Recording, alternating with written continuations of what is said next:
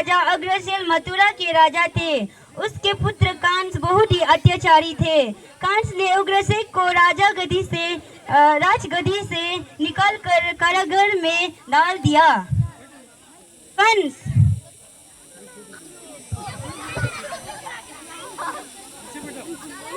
सैनिकों, महाराज उग्रसेन को बंदी बनाया जाए।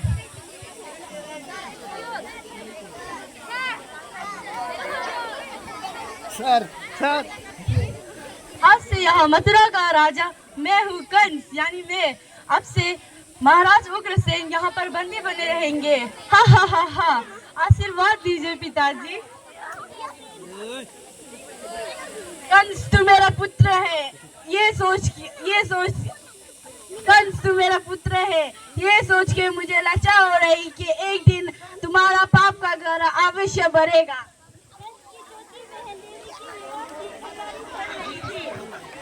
देवकी मथुरा के राजा उग्रसेन की चौथी भाई थे। ज्योतिबाई देवकी की पुत्री थी। ये कंस की चचेरी बहन थी। देवकी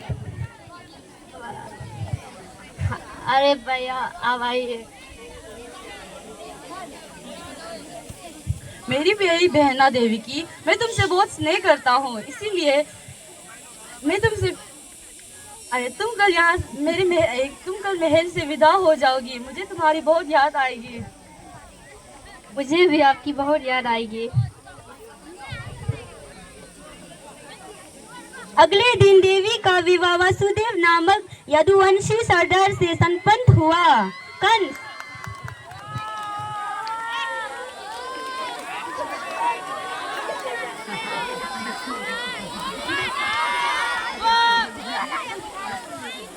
महाराज वासुदेव, मैं अपनी बहन देवकी से बहुत स्नेह करता हूँ, इसीलिए मैं आप उसके ससुराल अपने रथ से विदा करूँगा।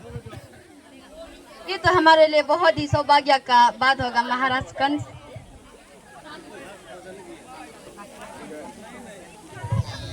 कंस देवी और वासुदेव को छोड़ने चल पड़ते हैं। देवी के पिता देवल उसे बहुत सारे धन दाने संपत्ति देकर विवाह करते हैं। कंस देवी की वासुदेव के साथ वार्तालाप करते हुए अभी आधे रास्ते ही पहुंचे थे कि रास्ते में एक आकाशवाणी होने लगी।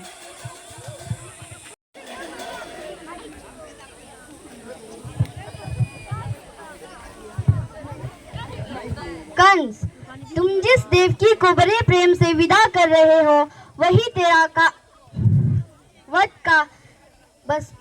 तेरा काल बसता है। Those who are standing there, come this. नीचे।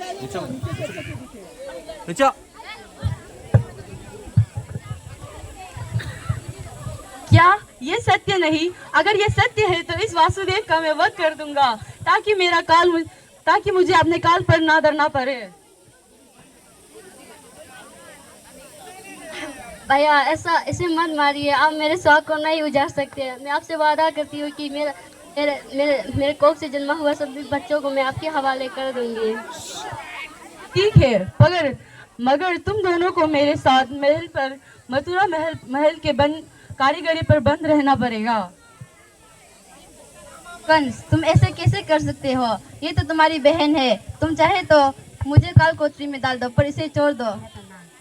कंस ने वासुदेव और देवी की एक बात न सुनी और वासुदेव और देवी को कारागृह में डाल दिया। देवी और वासुदेव दोनों बहुत दुखी और उदास हो रहे थे। देवी की मुझे माफ कर दीजिए, मेरे वजह से आपको इस काल कोठरी में ढलना पड़ रहा है। मैं तो बड़ा ही खुश हूँ तुम्हें अपनी पत्नी पाकर, ऐसा ना कहो। पर लेकिन भैया कंस मेरे कोख से जन्मा हुआ सभी बच्चों को मार देंगे, क्या करें? देवी और वासुदेव कारागृह में दुख बोल रहे थे। कंस देवी और वासुदेव को दुखाता रहता था।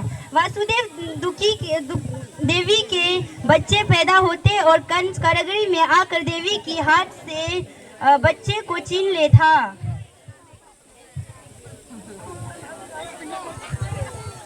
ला दे मुझे तुम्हारा बच्चा। अब ऐसा नहीं कर सकते। रोते हुए देवी बेहोश हो जाती है।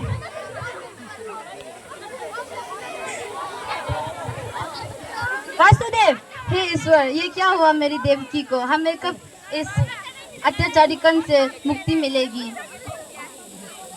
कंस बहुत ही अत्याचारी राजा थे जिससे प्रजा बहुत ही डरते थे। दुराचारी कंस ने वासुदेव देवी के बच्चे को जन्म होते ही मार देते। अब अथवा बच्चे होने वाले थे।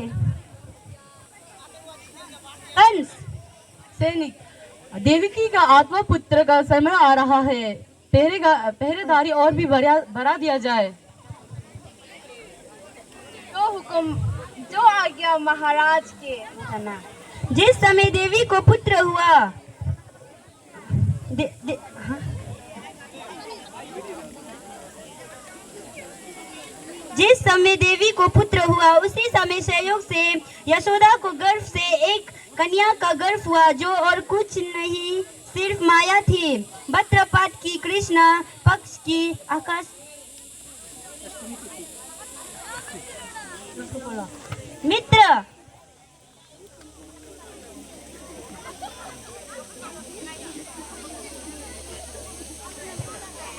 महाराज कंस ने वासुदेव और देवकी को कालकोठरी में बंद कर रखा है। देवकी का आधवा पुत्र का समय भी निकट आ रहा है। और यहाँ यशोदा को भी बच्चा होने वाला है। मुझे उन्हें बचाने के लिए कुछ उपाय सोचना होगा। जिस समय देवी को पुत्र हुआ उसी समय संयोग से यशोदा के गर्भ से एक कन्या का गर्भ हुआ, जो और कुछ नहीं सिर्फ माया थी। भद्रपात की कृष्ण पक्ष की अष्टमी को रोहिणी नक्षत्र हुआ। उनके जन्म लेते ही जेल की कोठरी में प्रकाश जल गया। रसुदेव के सामने संग चक्र गदा एवं पद्म धारी चतुर अपना रूप प्रकट कर कहा, वासुदेव, मैं पुत्र का रूप धारण किए देवकी की कोख से जन्म ले चुका हूँ। अब देर ना करो, गोकुल जाकर जिस कन्या को अभी जन्मा है उसे ले आओ और कंस को सौंप दो। भगवान विष्णु अंतर्धान हो गया। देखते ही देखते वासुदेव जी की हाथ कड़ियां अपने आप खुल गए। कारागरी के द्वार अपने आप खुल गए। सभी पहरेदार सो गए। देवी की बेहोश अवस्था में थी। वासुदेव कृष्ण को एक टोकरी में रखकर गोकुल को चल दिया। बारिश और तूफान के बीच नन्हे कृष्ण को उठाए वासुदेव चल रहे थे। हे प्रभु, ये क्या हुआ इस यमुना के आकार को? ये तो बढ़ता ही जा रहा है। यमुना नदी श्री कृष्ण के चरणों को स्पर्श करना चाहती थी, इसलिए वो ऊपर हो गए। भगवान ने अपने पैर लटका दिया। चरण छूने के बाद यमुना घाट गए। भगवान श्री कृष्ण के इस कैला को देख रहे थे। वो यमुना पार करके गोकुल नदी के यहाँ गए। नंद, ये लो मेरा पुत्र कृष्णा। ये बड़े होकर मथुरा वासियों को कंस के अत्याचारियों से बचाएगा। मित्र, आओ मित्र, अभी यशोदा सोई हुई है, वो बगल से बच्ची को ले जाओ। नन्हा माया रूपी कन्या को वासुदेव के हाथों में देते हैं।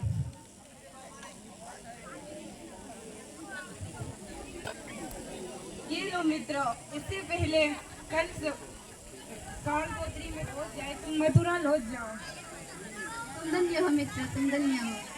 वासुदेव वापस कारागारी में लौट आते हैं और उनके लौटते ही कारागारी के द्वार बंद हो जाते हैं। वासुदेव जी के हाथों में हथकड़ियां पड़ जाते हैं। सिपाही, अरे ये तो बच्चे की रोने की आवाज है। महाराज कंस को स्वयं सोचना देते हैं।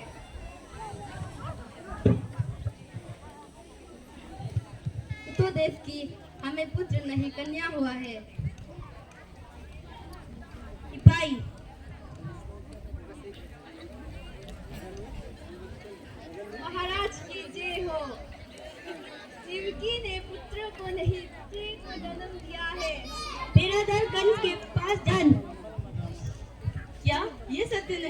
पिता।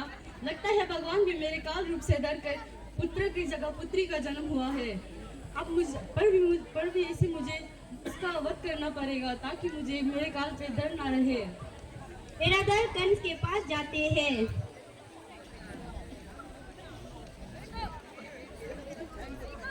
कंस ने देवी के ला दे दे मुझे ये पुत्री।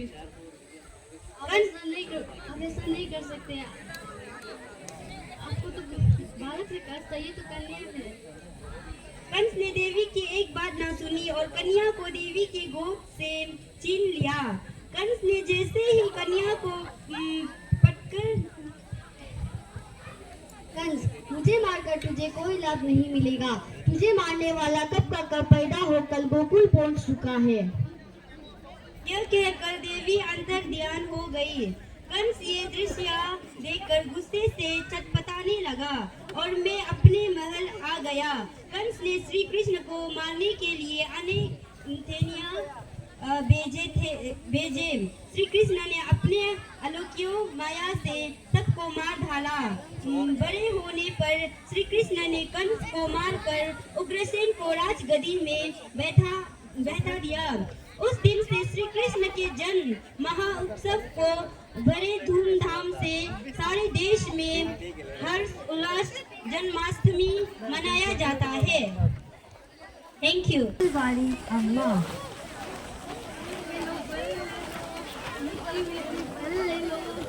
फल ले लो, मीठी मीठी फल ले लो। बच्चों फल ले लो। हमें नहीं चाहिए, हमें नहीं चाहिए, हमें खेलने दो। फल ले लो, मीठी मीठी फल ले लो। बैठो आगे बैठो, डोंट स्टार्ट। यहाँ फल ले लो। मुझे तुम लोग भी नहीं जाओ, चाहिए। आगे बैठो। ले लीजिए ना भैया, इस तरफ जाओ। मीठी है। आगे जाओ। मैंने कहा ना मुझे नहीं चाहिए। फल ले लो, फल ले लो। अरे बैठो ना, मीठी फल ले लो। इधर उधर देखने वाला है। फल ले लो। मुझे नहीं चाहिए अम्मा। ले लीजिए ना दीदी, बहुत मीठी है। एक बार कहा ना मुझे नहीं चाहिए अम्मा। फल ले लो, फल ले लो। मीठी इसी मीठी के फल दौरान ले लो। वो फल ले लो, ढूंढने फल रहते ले हैं लो। कि जो उसके फल ताजी कौन ताजी फल खरीदे। ले लो। सस्ती सस्ती फल ले लो। फल ले लो, फल ले लो।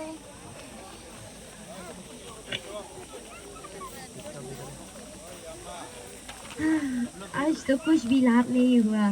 सुबह से लेकर शाम तक कुछ भी बोनी नहीं हुआ। हे भगवान, आप चाहते हैं क्या कि आज मैं भूखी रहूं? तो ये मुझे मंजूर है। हाँ, बेचारी अम्मा, शायद अब उसे लगता है कि आज उसे भूखे ही रहना पड़ेंगे। फिर हमारे छोटे से लल्ला आते हैं। ये है, क्या मुझे मिल सकती है? पूरा। अगर आप किसी से कुछ लेते हैं तो बदले में आपको देना पड़ता है। क्या जो भी आपके घर में अनाज है? हाँ, मेरे घर में बड़े बड़े के अनाज है। तो वह जाकर लेके आ। ठीक है, मैं स्वयं वापस आऊंगी। फिर लल्हा अनाज लेने चले जाते हैं। फिर वो आ जाते हैं अनाज लेकर। अपने अनाज को धीरे से बचाते बचाते आ रहे हैं ताकि वह सब्जी वाले अम्मा को दे सके। मैंने तो इसे हाथों पे बड़ बड़ के लाई थी, पर रास्ते पे आते आते सारी गिर गई। बस मेरे पास इतनी सी ही बची है। ये अनाज काफी है मेरे फलों के लिए।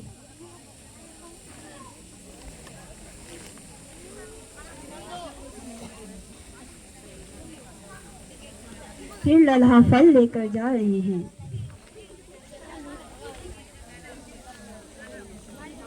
फिर अम्मा अपने अनाज को लेकर अपने घर जा ही रहे होते हैं कि तभी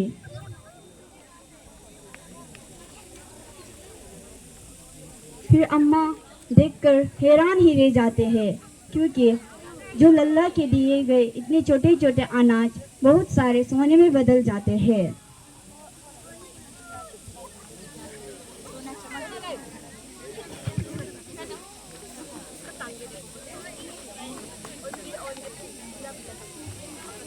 वो हमारे कृष्णा के ये छोटी सी लीला से हमें यह सीख मिलता है कि हमें छोटी सी चीज़ होने से भी हमें प्यार से स्वीकार कर लेना चाहिए। थैंक यू आप सभी को। आज जन्माष्टमी के शुभ अवसर पर हम स्वामी विवेकानंद गण के सदस्य श्री कृष्ण की कुछ सदस्यों के कॉस्प्ले करने वाले हैं।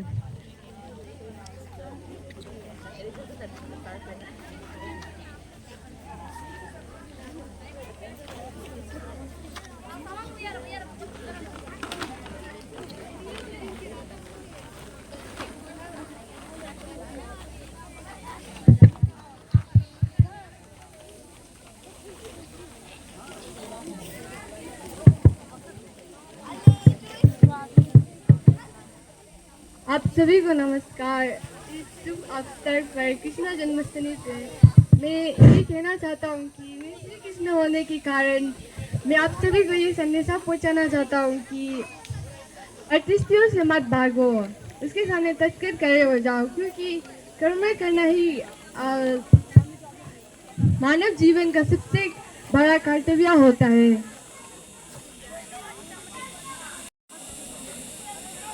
मैं मानव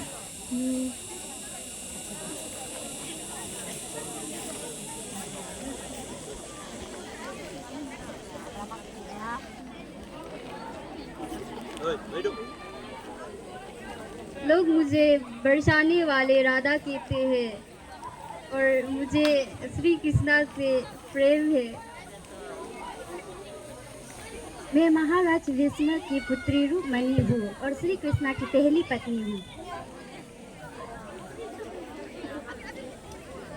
मैं सुरागिनी हूँ और मैं श्री कृष्णा की दूसरी बीवी हूँ।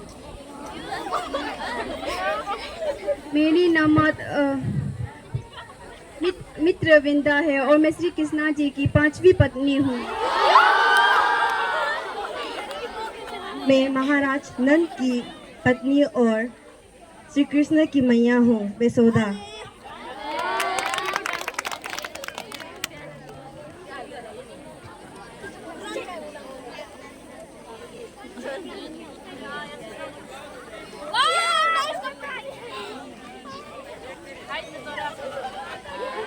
कृष्णा मुझे दूध मक्खन बहुत पसंद है। मुझे मेरे मैया और सभी लोग मक्खन चोर कहकर बुलाते हैं और मैं अपनी मैया से बहुत प्रेम करती हूँ। मैं हूँ राधा, मैं कृष्ण की दीवानी हूँ। कृष्ण की मीठी मीठी बात सब सुना करते हैं, लेकिन कृष्ण बहुत नटखट है, वह मेरे माखन चुरा कर खाता है। मैं यशोदा कृष्णा की मैया और मैं अपने लाला से बहुत प्रेम करती हूँ।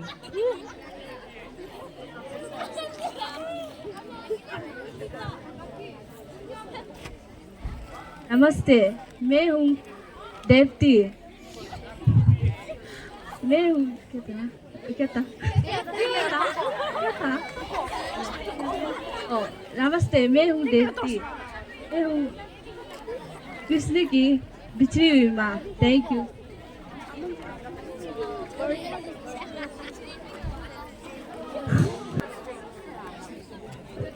नमस्ते, मेरा नाम सुनील है। मैं कृष्णा का चाबी निभा रहा हूँ। मेरा नाम कारिया ताजो है और मैं राधा की चाबी निभा रही हूँ। मेरा नाम मामे वेसी है और मैं रुक्मणी की चाबी निभा रही हूँ।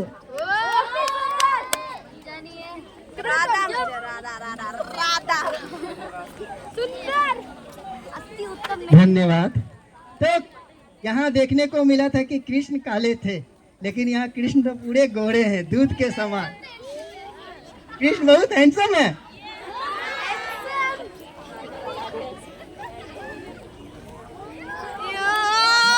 ये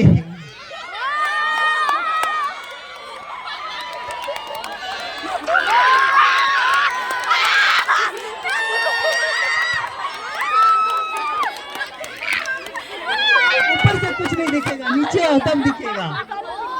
नेक्स्ट हाउस, नेक्स्ट हाउस।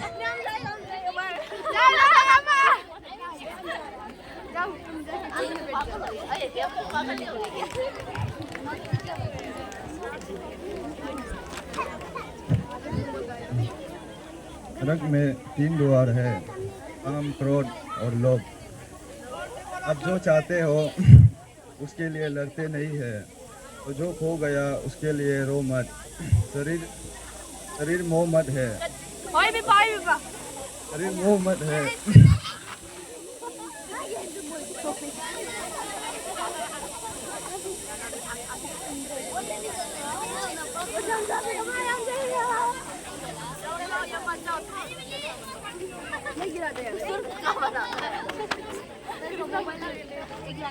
सब्र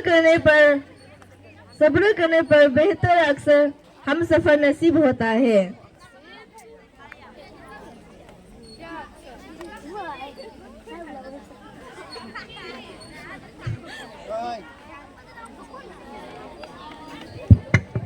किसी से प्रेम करो तो ऐसा करो कि वो आपको मिले या ना मिले, लेकिन आपका प्रेम हमेशा साथ रहे। धन्यवाद। नमस्ते आप सभी को। हम सब शारदा देवी गंज से हैं, तो आज हम सब कृष्णा के कॉस्प्ले में खड़े हुए हैं। सत्य का कभी नष्ट नहीं हो सकता। मैं वासुदेव और रुक्मणी का आत्मा पुत्र कृष्णा हूँ। मैं राधा हूँ। मैं राधा हूँ। मैं कृष्णा से मुझे प्रेम तो मिला, परंतु पत्नी की दर्जा नहीं मिल पाई। ये रुक्मणी हूँ। मैं जानकी। हमें पत्नी का दर्जा तो मिला, परंतु राधा की तरफ उनका कृष्णा का प्यार नहीं मिल पाया। मैं यशोदा। मैं नंद महाराज की पत्नी हूँ। ये सत्य है कि मैंने कृष्णा को जन्म नहीं दिया, परंतु कृष्णा मेरा ही पुत्र है। शुक्रिया, अपने हाउस को भेजिए। नमस्ते। नमस्ते, हम सभी स्वामी विवेकानंदा समूह से हैं। मैं आज इस शुभ अवसर पर कृष्णा का किरदार निभा रही हूँ। नमस्ते, मेरा नाम तार गर्लिंग है। मैं आज अर्जुन का रोल निभा रहा हूँ। नमस्ते, मेरा नाम मेलो पंग्या है। मैं स्वामी विवेकानंदा समूह से हूँ। मैं आज राधा का किरदार निभा रही हूँ। मेरा नाम काकू यादी है। आज मैं कृष्णा का किरदार निभा रहा हूँ।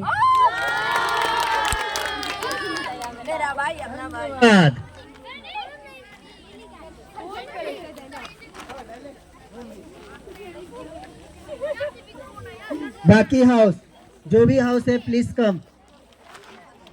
ओके। हर बार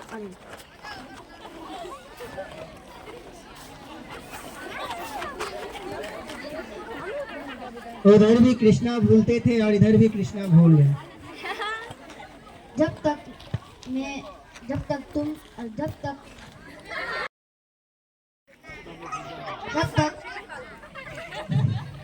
अब उसे प्रेम करता हूँ। मानना पड़ेगा, आधुनिकता जब तक सुंदर है तब तक प्रेम करते रहेंगे। कृष्ण, आपकी जो याद है बस वही तो मेरी जायदाद है। एक तरफ सुंदर, एक तरफ जायदाद।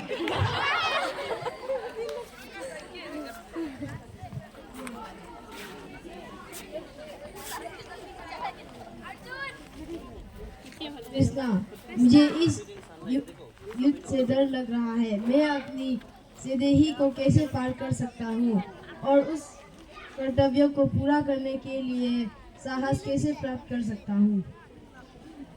कोई भी इंसान अपने जन्म से नहीं बल्कि अपने कर्मों से महान बनता है। मेरा तेरा अपना पराया भुला दो।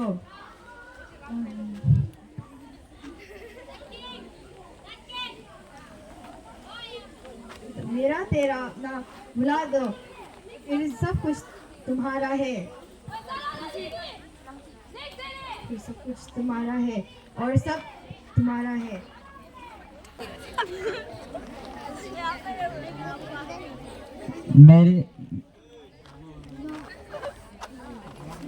मेरी प्रेम राधा थी, चाहती मुझे मीरा थी, मगर मैं हो रुक्मणी का गया। हम आज उस दृश्य को प्रदर्शित कर रहे हैं जब श्री कृष्ण विदर्भ राज्य की राजकुमारी रुक्मणी को अपने साथ द्वारका ले गए।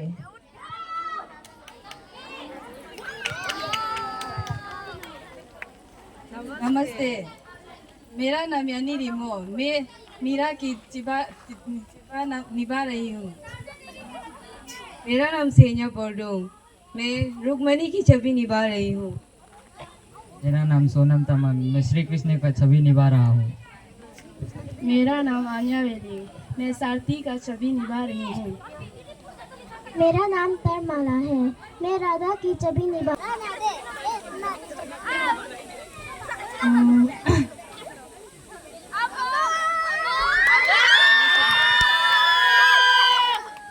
नमस्ते आप सभी को, मेरा नाम अमंग रंगू है, मैं कक्षा 7 में पढ़ती हूँ। आज मैं राधा की छवि कर रही हूँ। यदि प्रेम का मतलब सिर्फ पा लेना ही हो तो हर हृदय में राधा और कृष्ण नहीं होते। धन्यवाद।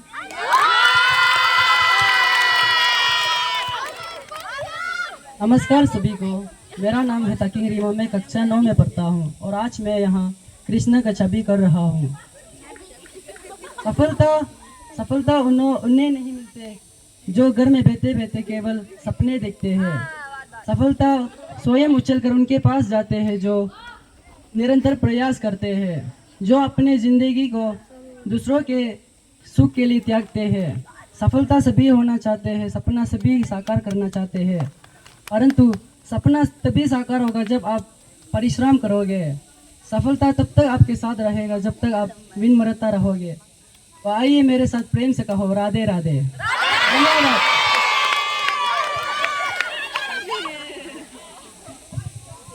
राधे राधे।